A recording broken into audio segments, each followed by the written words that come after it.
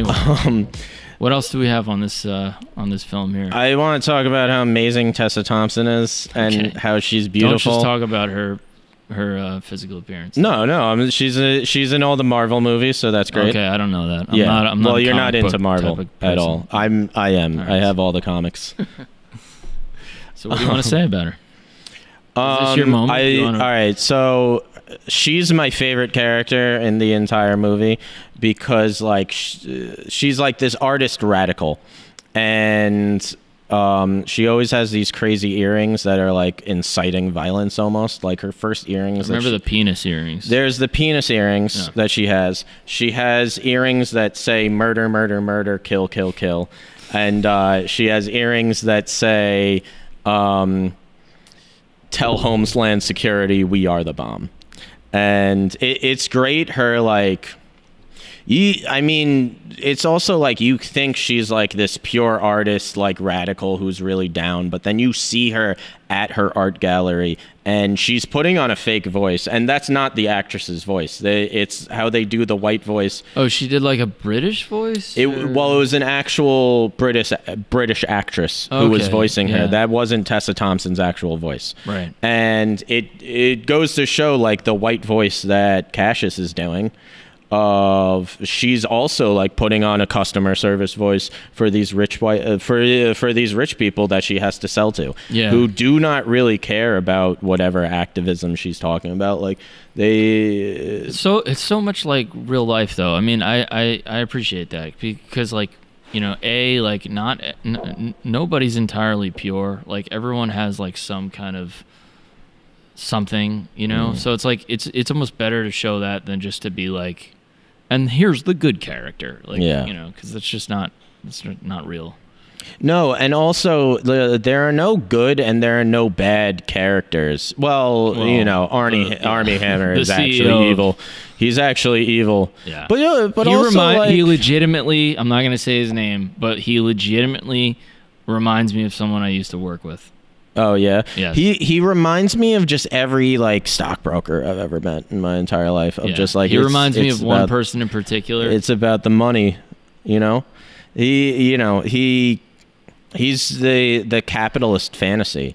He's every like bro that we went to high school with who like wanted to be a stockbroker. Like that's the image of like their future self that they had in mind. Yeah, but that's like, you know, when you think you want to be an identity until you start off on that path, and then you realize like that's not actually my identity. You know, it's like a bunch of people who watched The Wolf of Wall Street. You know how many that movie was, everybody wanted to be that guy. I know, but how many of them are actually doing it? What is it, 10 years later? Probably none. Probably maybe I remember out of people that we know, like who's real, you know, but at that time everyone was like, that movie came out the same year as the Occupy movie. Well, that came out in 2011. Yeah, I don't know. I'm just pulling a number.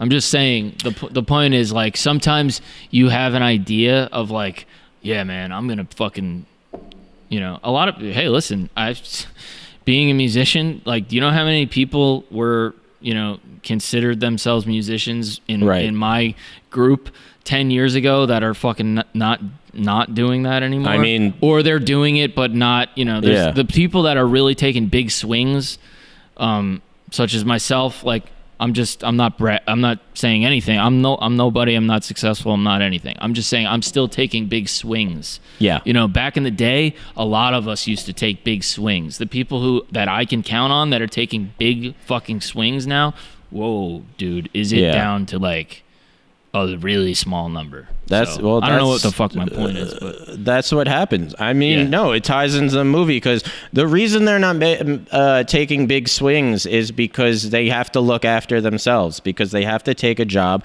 that maybe they don't like, that maybe doesn't pay them enough, because they have bills to. That's definitely part of it. But there's also, to my point of sometimes you have an idea of what you think your identity is, and it's not actually.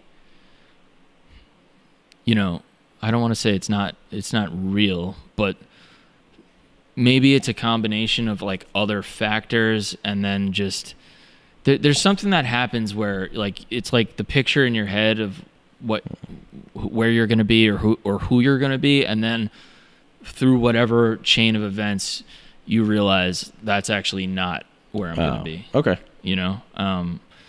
And I just think my point is getting back to the CEO character. Yeah.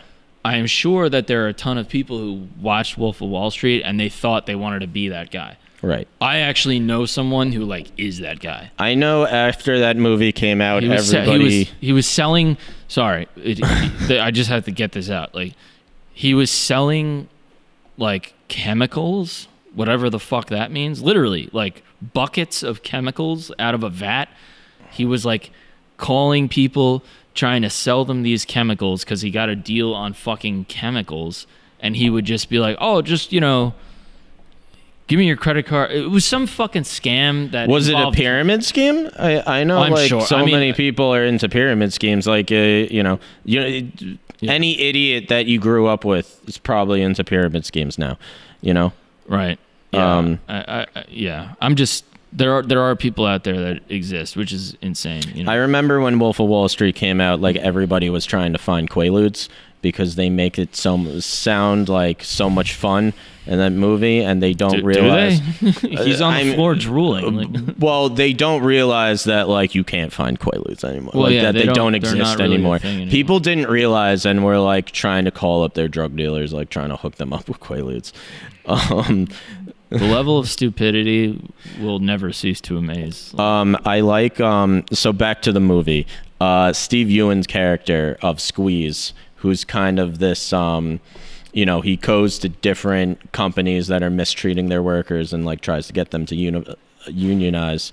And I don't know if this is a comparison that like Boots Riley is trying to make. I saw him as like a mini Che Guevara almost, of like this guy who goes to different like countries and like tries to rile people up.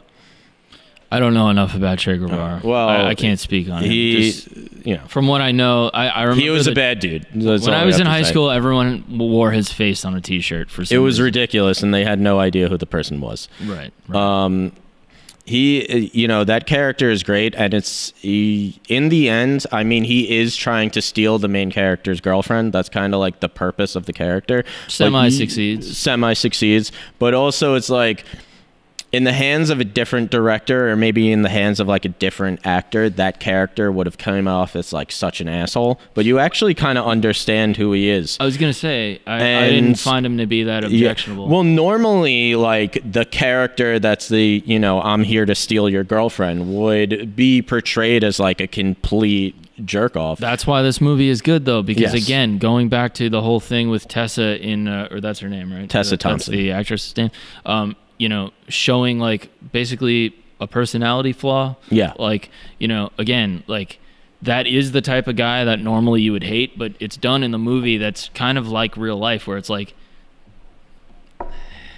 it's not as, that was great for the audio people. Well, it's not as cut and dry as that. You get him, and it's not only that, but like he is a better match for Tessa Thompson than Cassius is, because he is way more into the radical ideas that she's into. He's not really like an activist person. I mean, he kind of becomes one at the end, but he was never into like the art scene that he is. That she is. Yeah, I know. And it does seem like Squeeze is a better match for her, and it's just interesting that that's how they went with it. Of there's no good and there's no, even talking about like Armie Hammer, like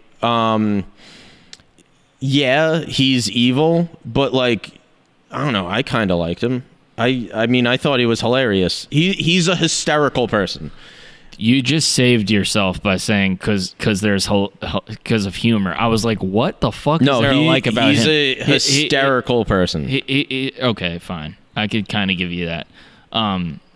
I found him to be wildly objectionable, and but again, a testament to a phenomenal acting job by whoever that guy is. You keep saying Armie Hammer. Okay, that sounds like a made up name, but I'll assume that's real. He was in Call Me by Your Name. Don't know that. Well, all right. He was going to play Green Lantern, and then like that movie got canceled or whatever. But they were like building him up to being big action hero. Oh yeah, and you were saying that before. Yeah, well, he is in some dumb movie where Johnny Depp like thought it would be a good idea for him to play an American Indian, and that's what we call a callback, folks. Yes. Thanks for checking out this episode. No, we should probably.